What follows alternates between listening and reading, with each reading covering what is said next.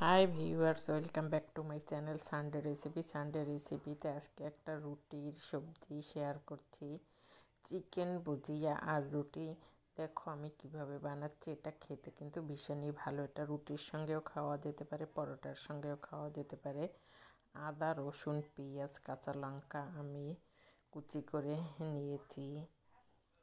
এই যে এভাবে কেটে করে নিয়েছি। এবারে ফ্রাই প্যানে তেল দিয়ে কুচি করা আদা, রসুন, লঙ্কা, পেঁয়াজ এটাকে একটু ভেজে এর মধ্যে চিকেন কিমা দিয়ে দেব।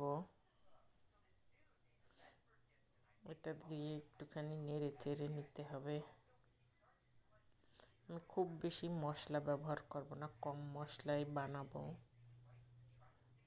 একটুখানি নেড়ে চেড়ে এবার আমি গোলমরিচ গুঁড়ো আর লবণ একত্রে দিয়ে দিয়েছি।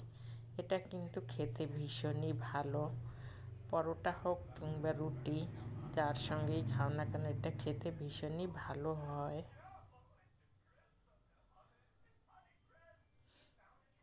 সানডে রেসিপির সাথেও পাশে থাকো। সহজ রেসিপি পেতে সানডে রেসিপি ফলো করো। এটা রুটির সঙ্গে খেতে ভীষণই ভালো। বাড়িতে একবার বানিয়ে খেয়ে দেখলে বুঝতে পারবে।